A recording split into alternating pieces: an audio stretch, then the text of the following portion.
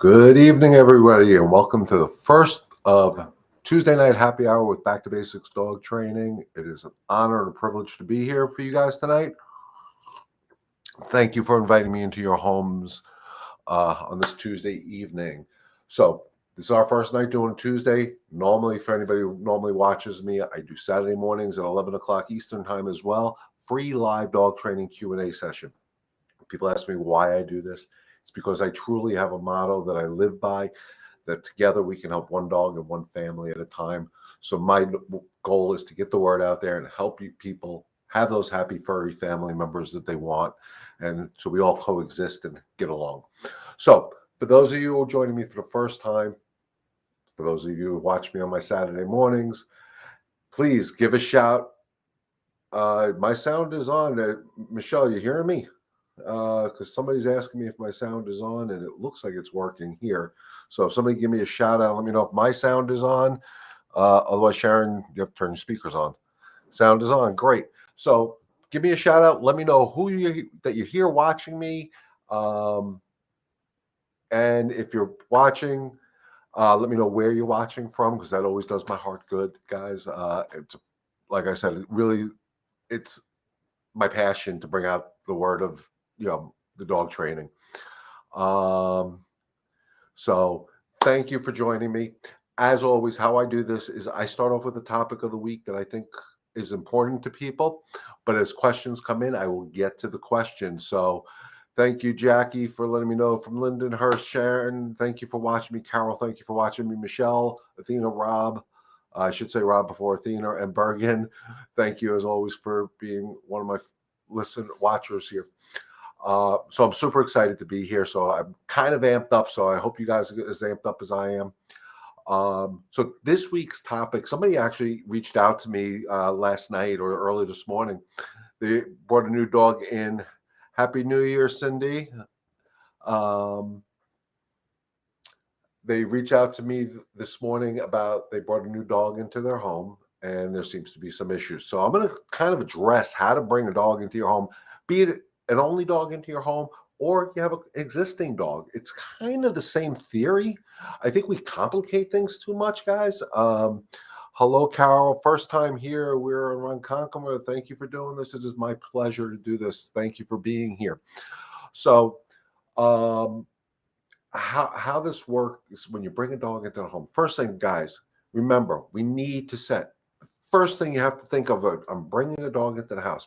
Again, be it I have an existing dog or my first dog or the only dog I have in the house, is the first thing you got to say to yourself is, okay, what do I need to do? And the first thing is you have to get clear in your head what type of rules, boundaries, and limitations you want this new dog to have in your home. I don't want them running amok in my house. I don't want them on the furniture. I don't want, hello, Melissa from Quorum. How are you? So I always say, when we bring a dog into the home, and everybody who has followed me throughout the years of doing my lives, I always talk about calm, reward the calm, reward the calm, reward the calm. Everything has to be based on calm. So we bring the new dog home.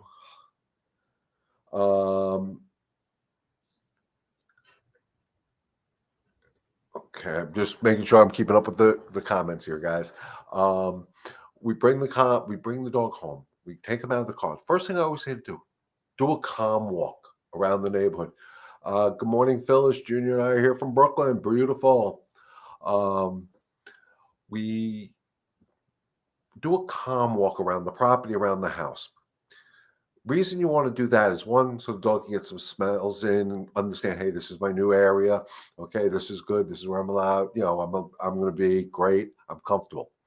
Now, if it's a single dog being brought into the home, no other dog around, my suggestion definitely would be do a short walk, bring the dog into the house, into a room where they're going to be allowed for the first few days. If you have another dog, you need to introduce them. And always introduce them on a pack walk.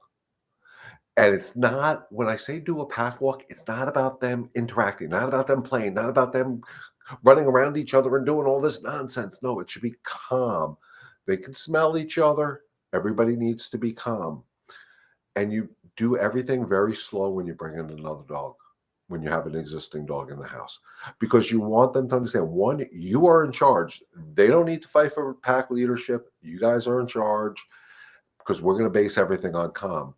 And then after you do your pack walk, and it should be at least a half hour, in my opinion, what I would suggest you do is you go into your house.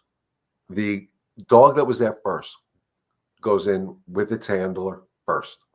After that, the other dog comes in, and you invite that other dog into the house. It's not that dog running in front of you and running, dragging you into the house. No, you're going to make it understand your house represents calm. And the calmer that is, the better it is. And then the new dog goes to wherever it's going to be allowed to be for the first couple of days or weeks. If it's in a crate, it goes right to the room where the crate is, and everything is quiet now. It's not about interacting, not about running all over the house and playing and making them become BFFs, because that's a huge mistake we make. We try to force dogs to become BFFs, and it ends up being a problem. So the new dog goes into its crate. The other dog goes wherever it's allowed to go. But where that crate is off limits to the existing dog. The only people that things that should interact with that dog while it's in the crate are its human family. And for the first 2 hours, it's just being there calmly, quietly. That's why it's so important when we do our pack walk and we do the walk around the yard, everything is based on calm, because you don't want to put them into the crate in an excited state of mind, because then they're never going to settle down, and they're going to make noise, and they're going to cause problems, and it's going to be a disaster. So everything, guys, has to be based on calm. I'm going to put that little caption up here that I talk about all the time, that energy is our most important form of communication we have with our animals. The words aren't going to mean anything, your energy. So if you're calm, they're calm. If you start everything calm, the new dog coming into your home will understand that, hey, the rules in this house start at calm. Because remember in the beginning I said talk about rules, boundaries, and limitations. Well, the first rule the dog should learn is that your house represents calm. Your house does not represent excitement. Your house does not represent a free-for-all. Your house doesn't represent a romper room, whatever words we want to use on it. Your house represents calm. That's because the pack leaders, the humans, are calm. And if we introduce them that way, everything seems to go smoother. After the dog settles down, now again, this is now, it doesn't matter if it's one dog or you have an existing dog already or it's a new dog, it doesn't make a difference. When you bring them out of the crate after a couple of hours of letting them settle down, have a leash ready. Allow them to come out of the crate when you invite them out of the crate. So just because you open the door doesn't give them option to, boop, I can take off. No. You have to sit, you have to wait, you have to be calm. You come out of that crate like a lady or a gentleman, so I can put a leash on you. And then what I personally do is I would take them from the crate to wherever they're outside, where they're allowed to use the restroom. And I bring them right to that spot, preferably at a heel, in control, because we're doing everything calm. Bring some treats out if you want to teach the dog that this is the right place to go. And you bring them to the place where they go to the bathroom, they pee, they poop, they give them a treat. Yay. Praise them, praise them, praise them. And make sure they understand going outside is a good thing. Then when you bring them back into your home, again, you don't have to give them free run of the house yet. They haven't earned it yet. Bring them to wherever you're going to hang out. You're going to hang out in the living room or the den or whatever. Bring them, keep them on a leash and keep everything calm. You want to ingrain into this dog, especially for the first 2 weeks to a month, because they need decompression time. One, there's rules. The rule is calm. Rule is I'm in charge. The boundary is wherever you're going to allow them. So in the beginning, when I do it, they're allowed in their crate or tethered to me. It's not about fun. It's about setting clear rules. Jackie says, when my girl came here in February, I did nothing that you just mentioned. All my fault. It's not your fault. It's just, we bring the dogs into our home. Guys, listen, I love dogs. That's why I do this. But we want them to feel at home. We want them to feel the love. We want them to have, look at what we're giving you. We're giving you these, beautiful homes, and this is all yours. And yay. Excuse me. But that's overwhelming to a dog. Dogs don't understand that. That's us. That makes us feel good. What they truly, truly want from us, guys, is clear rules, boundaries, and limitations.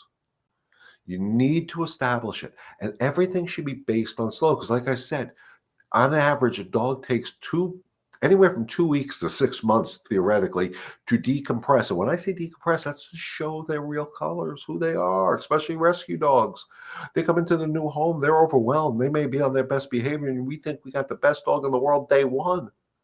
They're just feeling it out.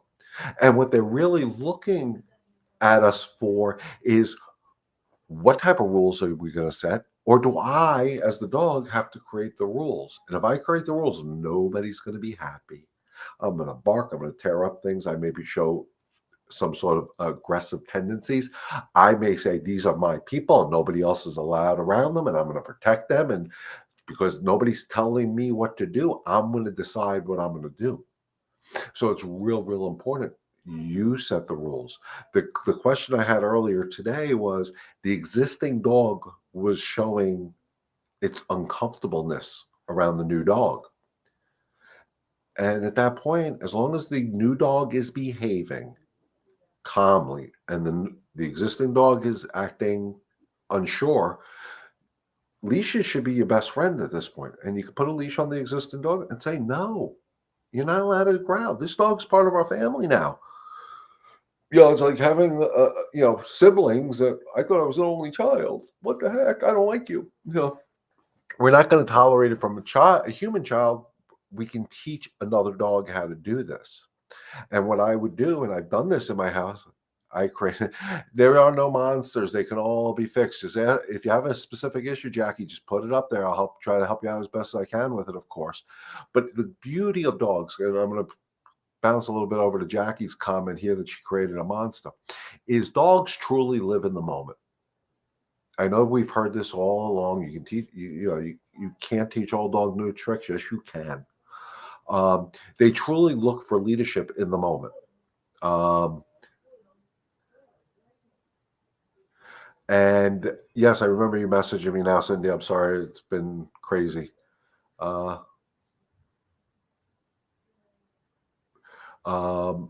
So when we work with dogs, the beauty of them is, it doesn't matter what happened yesterday. They look at the moment. So we can move. Hi, Jordan. Where are you watching us from? When we work with the dogs, we work in the moment, and we can show them proper leadership as of today. That's saying, okay, whatever mistakes I made yesterday, forget about it. You can't fix those mistakes from yesterday, but we can move them forward. I've done this before. I've done this with rescue dogs. I've done this with puppies. I've done this with abused dogs. Hello, Susan Riley. How are you? It's great. Oh, Nicole's friend. How are you? I'm sorry. I miss Tyson, Ruby, and Roxy. So again, they live in the moment. So any mistakes you made yesterday, forget about it. Today's a new day. Come up with the rules that you want your dog to follow. What unwanted behaviors do you want to correct? And then if you do that and start working on saying no, because you're allowed to. Dog barks too much. No, I don't want to use barking. Dog chews up my slippers. No, you're not allowed to do that. And turn those no's into yes. But remember, guys, my 4 C's of dog training. Calm, confidence, consistency equals control. If you're not calm when you're doing this and you're living in the past of the mistakes, your mind is not, your energy is off. That's why I put however I do this, I put that blurb there. Energy is the most important form of communication. Calm confidence. We can train these dogs. We can keep these dogs. Dogs should not be returned to shelters as much as they're returned. And, Cindy said, I messaged you over the weekend. I do remember I have 7 rescues. God bless you. 2 of them females who are 2 and 9 months keep eating my pillows. The puppies even eats the bed pillows. I think I threw out over 10 already. I can't spray with butter. No, you shouldn't do that. Okay, so we want to teach these dogs it's not okay to chew our pillows, our throw pillows, our bed pillows, whatever it is. I'm not going to spray this with bitter apple because then I got to stay in it. So I'm not going to do that. So what you do is you put your dog on a leash and you put those pillows right there. Don't take the pillows and hide them. Put the pillows on the floor, put them wherever. And when the dog starts going, when they're curious, okay. But if they start getting a little too close, you want to create a boundary. So say it's a 6-inch boundary, whatever it is. You're going to pop your leash, but you got to teach them it's okay. We'll talk about it when you're not at home, but you got to start it when you're home. And you're going to say no. And you're going to stay right there with the pillow on the ground or whatever it is, right on the ground until they look away from it, until they walk away or try to walk away or lay down next to it and go to sleep. And you're going to praise them for not eating the pillow. And you can give treats. Phoenix, Arizona in the house. And you're going to praise them for not going after the pillow. Now, why are they doing it when you're not at home? I have a 2-year-old that eats shoes and pillows. Same theory. The shoes are the same thing. Don't put the shoes away. Put the shoes there. Challenge them. Challenge them. Those are yours. You got to claim those objects as they're yours, and you can't do that without a leash. And you shouldn't leave these objects out when you're not at home. Or actually, in my opinion, if they're eating the pillows and doing a lot of stuff that they're not supposed to be doing when you're not at home, they shouldn't have the freedom to be around the house. They should be in a crate where they're safer, because don't forget, if they ingest something wrong, that can be major. So they should be in a crate. But what you could do in your home is challenge them. Throw the pillows on the floor. Throw 100 shoes on the floor. Throw food on the floor. Crate training is the best thing in the world. It stops a lot of issues, and it gives you a chance to really work with your dogs. Never use crates as punishments. Crate should be a good calming place. But again, you got to give them those objects to teach them that it's not okay. And it's not leave it. It's no, because they're never allowed to do it. Remember, my world, guys, your disciplined sound, your disciplined word, no, nope, hey, whatever it is final. You're never allowed to do this ever, ever, ever again. Right? So when you're home, train her. Stay consistent, stay calm. Throw the stuff right there in front of her. Keep her on a leash. Stay calm. And as soon as you see her trying to get it, boom, just tell her no. And do it 100 times if that's what it takes. Is it separation anxiety? Could be. A lot of dogs will chew things up with separation anxiety. Definitely. Separation anxiety in my world, guys, and this is just my opinion on it, is human created.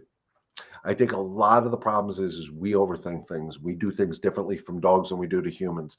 So one, being a typical person, we're always rushing to get somewhere. Slow down. Never, when we leave our houses, remember, because since energy is our most important form of communication, if I'm rushing to get out my door, I got to get here. I got to pack the kids' lunch. I got to do this. I got to do this. I got to get to work. I got to get here. I got to go to the mall. I got to go to dogs are watching us. And then we leave and they're like, holy crap, what just happened? I need to get rid of this frustration. I go choose something. That's unacceptable. We need to slow down.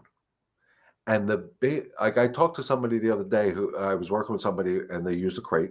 And what I said to do is they said the dog sometimes acts up in the crate when they leave and they're rushing to get out. I said, what I want you to do is put the dog in the crate. One, not the moment you leave, the moment before you leave. Put the dog in the crate 15 minutes, 20 minutes before you leave. And that last 15, 20 minutes, you need to slow it down. So when that dog is in that crate, it's watching feeling your calmer energy. They're going to crawl up in a little ball, lay to sleep. You just walk out the door. Don't make a big deal out of it. That's what I've seen cause separation anxiety, is the human rushing to get someplace. So you need to stop that. Slow it down. It's easy for me to say, wake up 15 minutes earlier if you're rushing to get out the door. Slow it down. People, it's a better way to live life. Calm, confidence. Definitely helps. All right, let me just back up here. So, Cindy, I hope that answered your question a little bit. I just want to make sure that I got everything. I said hello to Jordan. I said hello. I didn't say hello to Alicia from Phoenix, Arizona. Kennel, easy fix, absolutely. Great training, best thing in the world. She was created. Cindy, great, thank you. Michelle says, Athena is redirecting a lot lately. Bark at the dog next to her, even if she's not outside. She won't come in, jumps on the fence, bites us. That's unacceptable. I think I may have to keep her muzzled every time she goes in the yard. Um, God, I may be coming up to New York in February, March. We're going to have to do a session, Michelle, because something's not right here with whatever's going on. Reinforce everything. Work with the muzzle again. And I want you to work with the muzzle with her because that calms you down and you don't have to worry about her redirection. I don't think she really needs it. She needs it because you need it.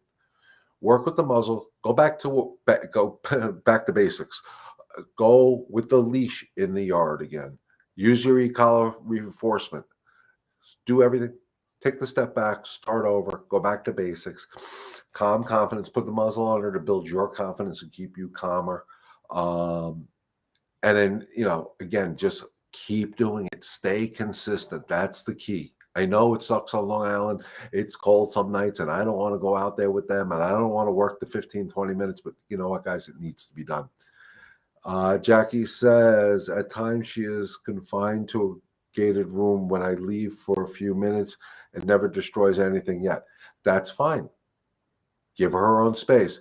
Resource guarding Himalayan shoes, should I not give them? If a dog is resource guarding a specific thing, don't give it to them. Resource guarding could be real dangerous, guys. I can't stress it enough. That's the main reason why I may be going back to New York in January, February. I'm trying to push it off as long as I can because I don't want to deal with the snow up there and the cold. Resource guarding could be serious, and it can take it from the Himalayan shoes to their own food or to something else. So one, I would stop giving it to them. And another mistake, and this is what I've seen cause resource guarding, and it goes back to something I said about separation anxiety. We tend to get the dog excited for this Himalayan shoe. So, oh, look what mommy bought you, look what mommy bought you. We get them all excited. Then they think it's theirs.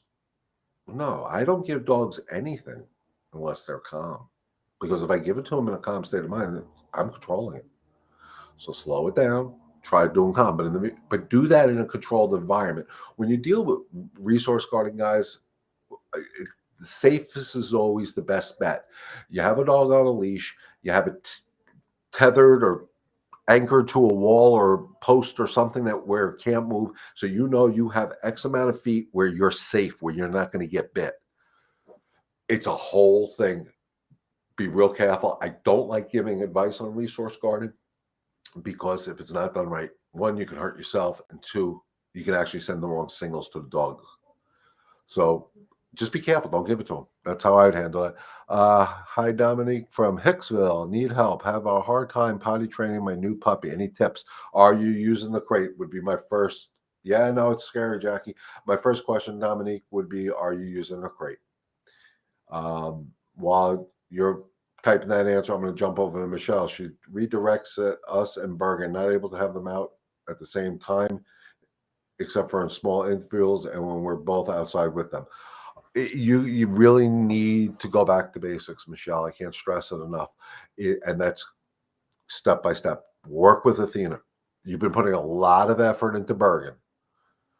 Go back to working with Athena. Start like we did the time I got there. Put her on a leash. Create that boundary by that fence.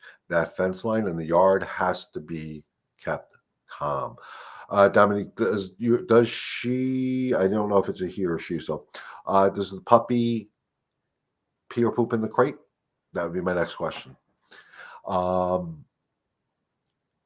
Start it off slow. Start it off the moment you take the leash out upstairs or wherever you take it out. she has to be calm. She can't go down the stairs excited. She can't go out the door excited. Everything with Athena has to be calm. You have to reinforce it. Take her outside. Don't bring her to the fence line. Bring her right to where she's allowed to go. And you, after you do the part of that yard that was towards the back to the looking at the garage to the right of the garage, you walk her towards the fence line. She does pee in the crate. Okay, so my first question, Dominique, would be, have you had her checked at the vet for a UTI? That'd be my first question. My second question would be, is the crate too big? We tend to, again, give too much space in the crate. We got a puppy that's, this big and we give them this much space. And I know it's out of camera range, but you get the hint. Most of these crates that you can buy today come with dividers. There's a reason for those dividers. You give them enough room to get up and basically turn around. They don't need the full crate. And then you can adjust it as they get bigger. But that's why the dividers are there. The odd rule is they won't pee or poop where they sleep. But if we give them too much space, they go to a corner, pee and poop, and then they go back to a place where they can lay down where there's no pee or poop. So that would be the first thing.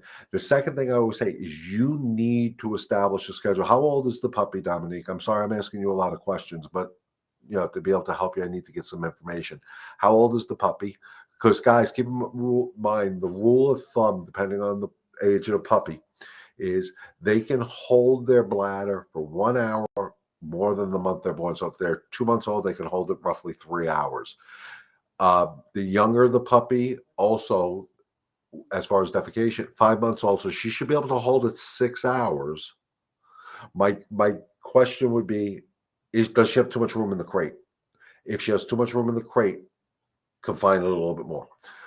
So she should be able to hold it at least 6 hours at this point, the urination fact of it. As far as the bowel movements on a 5-month-old puppy, it's probably they eat within an hour, they have to defecate. And then stop giving water after a certain time at night. My rule of thumb is 7. Some people say 8. Use your judgment. And then if 7 o'clock they take away the water, take her out 10, 11 o'clock at night. Make sure she pees. And remember, it's so important, guys, when we're potty training our dogs, bring the treats outside with you, please. Stop giving them the treats when they come in because dogs are smart.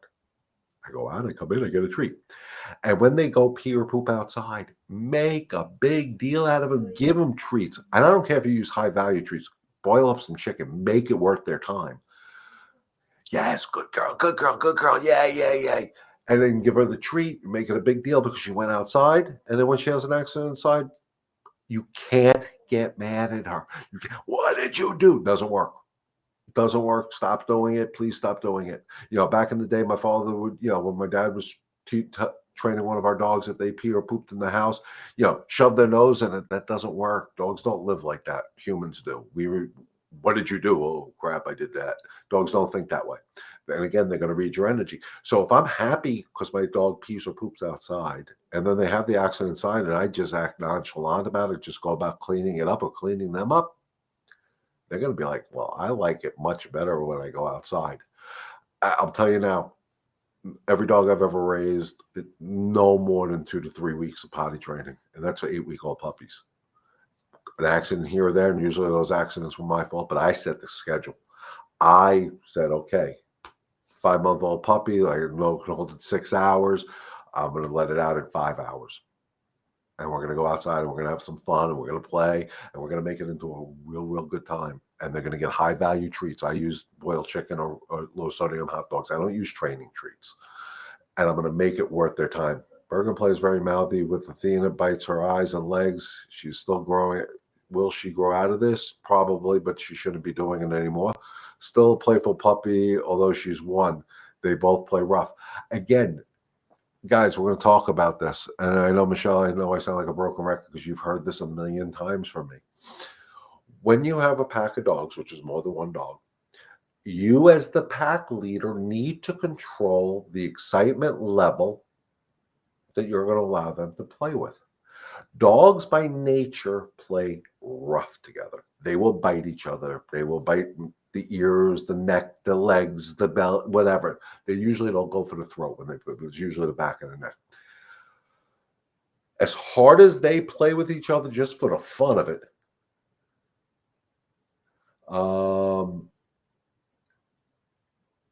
as as hard as they play with each other, you and I are going to be bloody messes. I'll tell you that much now. Their skin is a lot tougher than ours. They don't get hurt as often.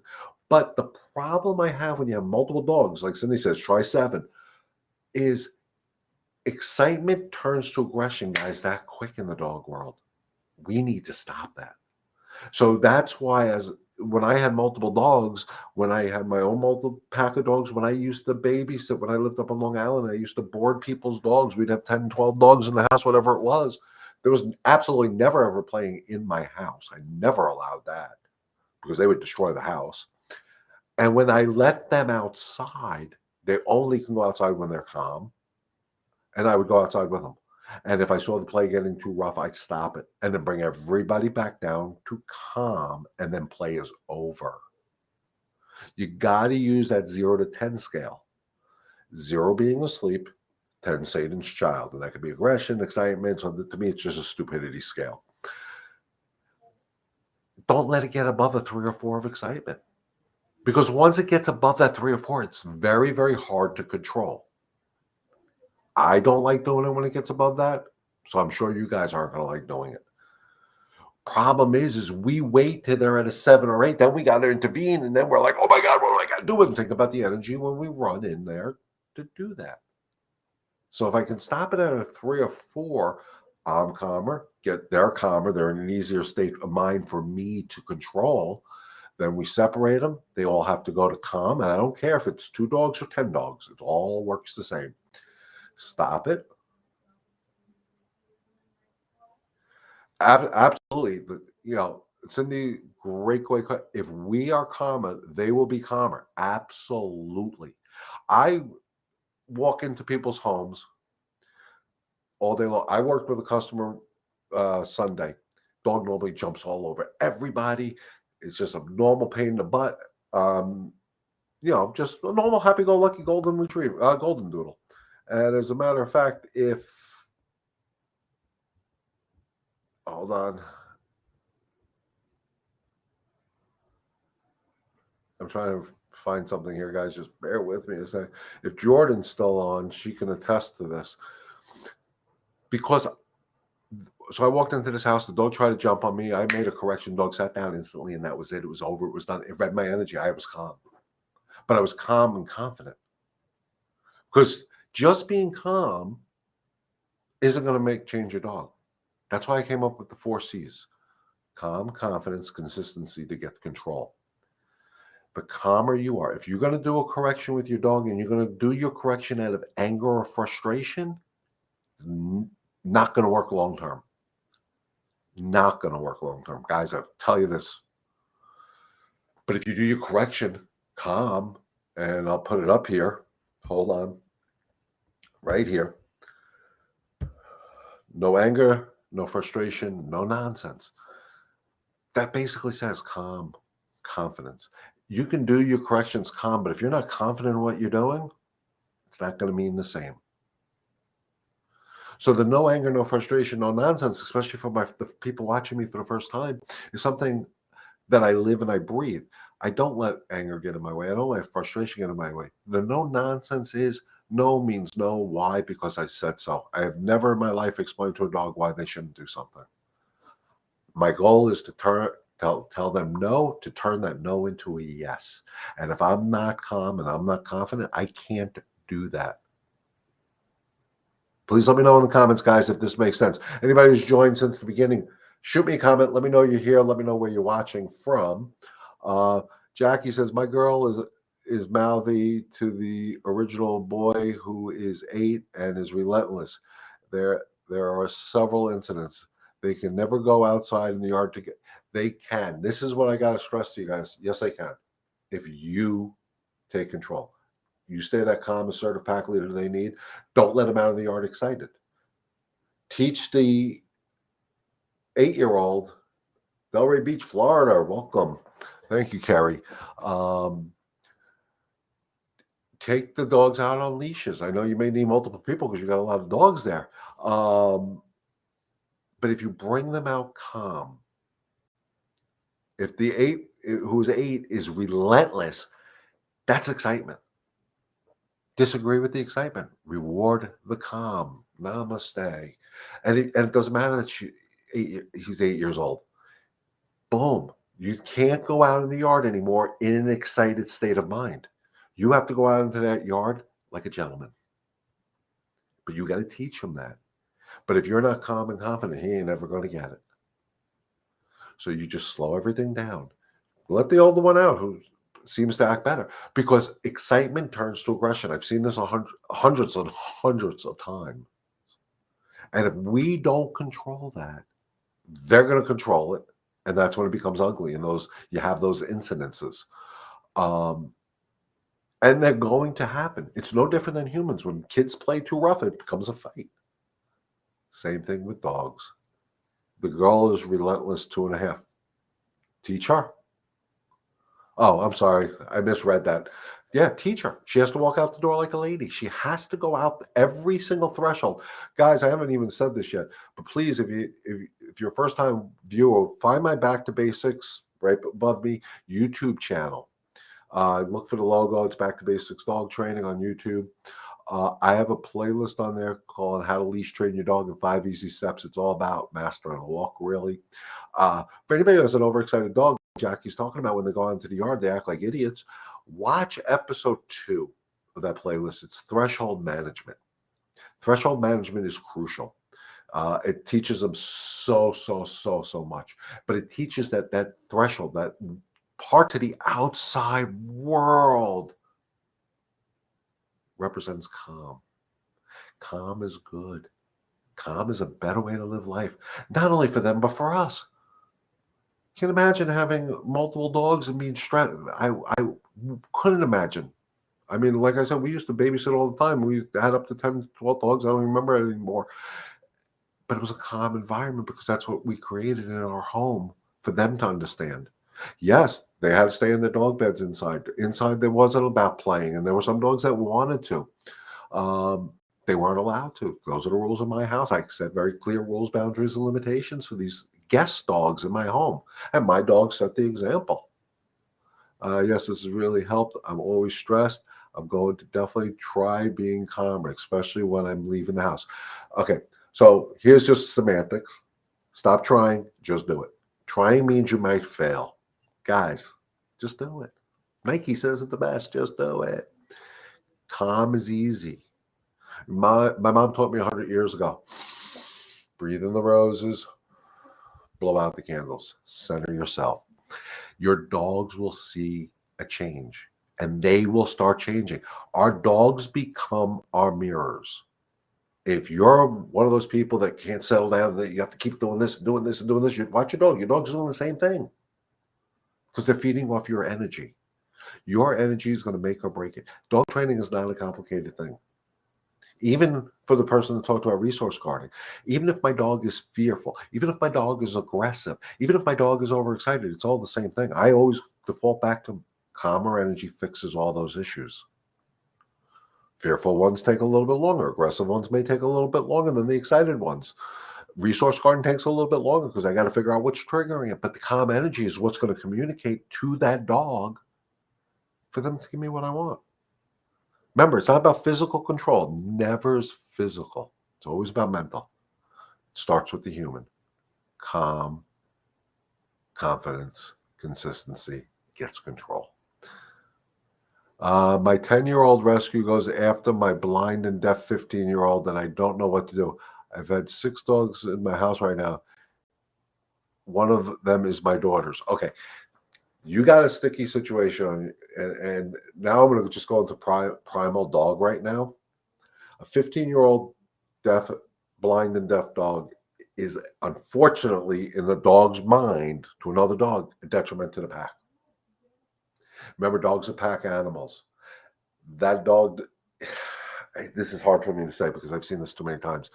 That dog, the blind and deaf dog, even though could be as healthy as a horse right now. The other pack members know that it's weak. It's a weak link. It's a detriment to the pack. So what you need to do is advocate even harder for that 15-year-old dog. One, because the human should be the pack leader. Nobody should be making these decisions. So what I would do is definitely that 10-year-old rescue has to be. My 10-year-old rescue goes after. Okay, has to be on a leash. And anytime would see a look, which is that death stare that they do, a lift of the lip or whatever, where any change of normal, anything but calm around that 15-year-old dog, pop. No, that's unacceptable. You have to stay calm. Don't have the words. I'm using the words for you guys. No nonsense. No means no. Why? Because I said so. No. And then when you see it calm down, praise, reward the calm. You may have to do it. It's a 10-year-old dog. It may be the consistency part may have to be a lot longer because they're older, but it is a pack thing. I hate to say it, a pack gets rid of its weakest member. You have 6 dogs in your house, so the last thing you need is a pack struggle. Humans need to step up their game at that point. I would be advocating like hell for that 15-year-old. No dog would be allowed near that dog's personal space unless I gave her permission.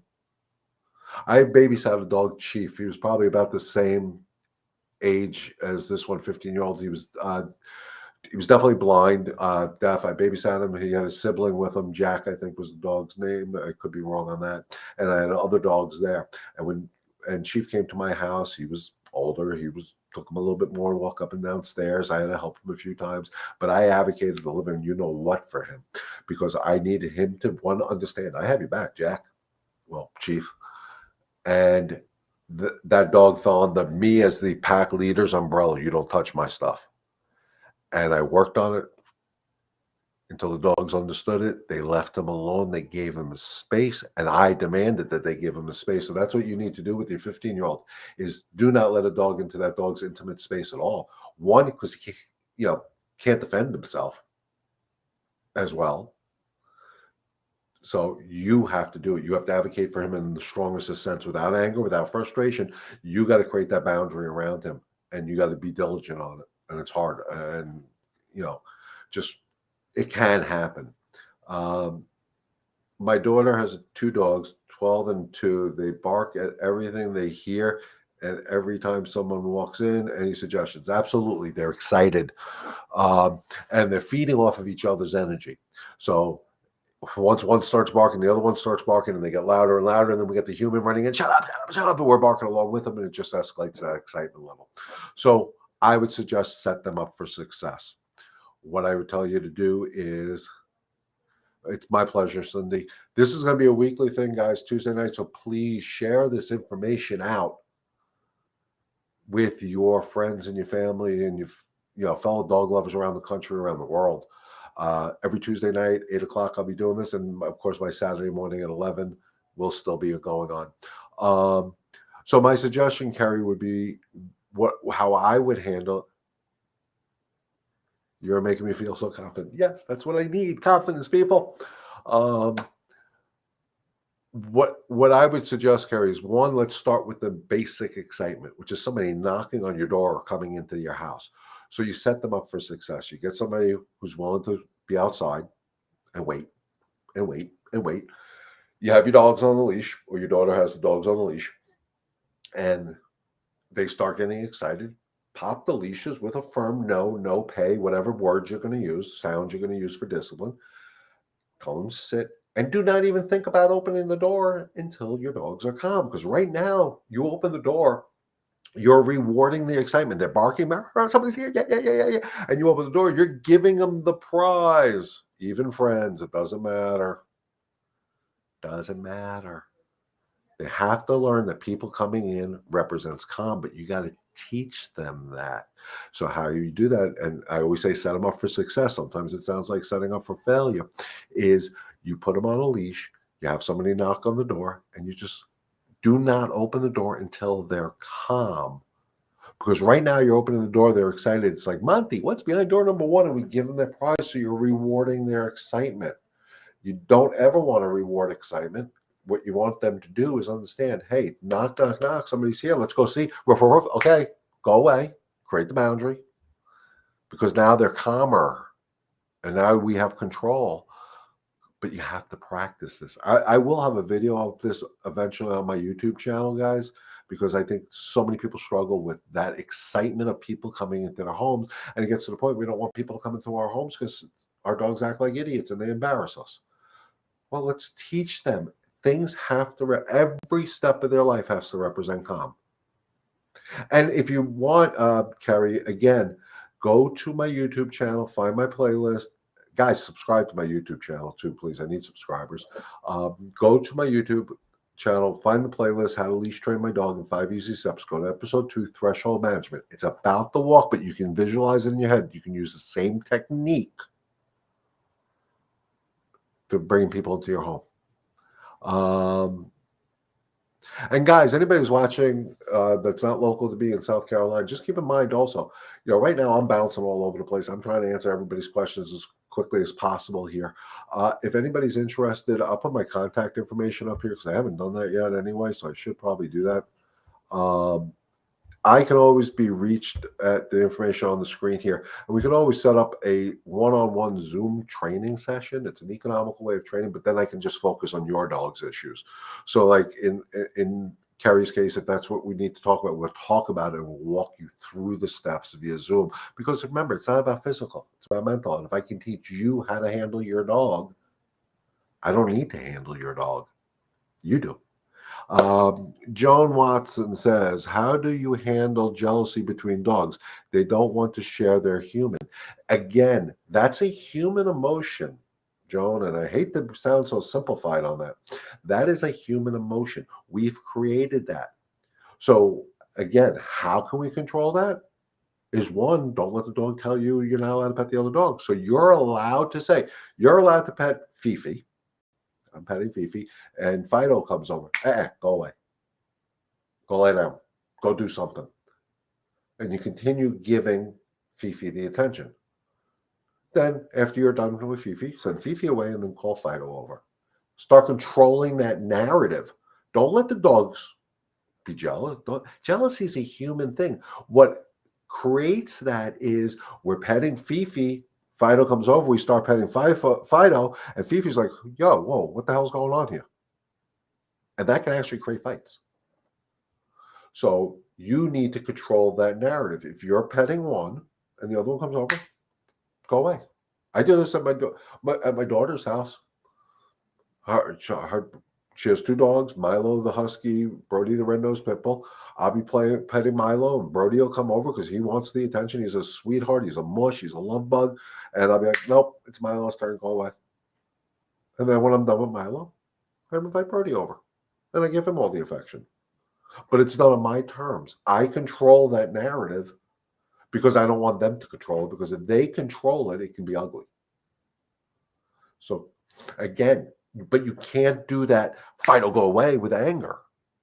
And you may have to get up. You're petting Fifi, and Fido comes over and you say, go away, and because he doesn't really listen to you, you get up and you make the action happen, because body language and energy is going to be the communicator. Boom. And then you just come right back to petting Fifi. So I hope that made sense, Joan. It's easier said than done. Everything I'm talking about, guys, is easier said than done. But that's why you have to follow the 4 C's of dog training. Calm, confidence, consistency equals control. And if you can follow those, my no anger, my no frustration, my no nonsense theory, methodology, and live the calmer life, you will see your dogs change. It's simple. It's that simple, but it's that hard, and I understand it. And that's why I offer the private one-on-one sessions or the Zoom sessions, so you guys can really get an idea of how to do this. So you can always reach out to me, text me at 631-514-9128, or shoot me an email at info@backtobasicsdogtraining.com. It's right behind my head here. I'll get it out of the way. You can see it probably better up there than down there. And like I said, every Tuesday night moving forward at 8 o'clock, we will be holding this platform. So please, if you haven't already, share this with your fellow dog lovers around the country and around the world. And I will be doing this Saturday mornings at 11 o'clock. All time zones are Eastern Standard Time. I want to try to get as many people on here from across the country, across the world, so we can truly help me live up to my goal of together we can help one dog and one family at a time. With that being said, guys, we're at 51 minutes as of right now. So I really want to thank you. I know I hit you guys with a lot of information tonight.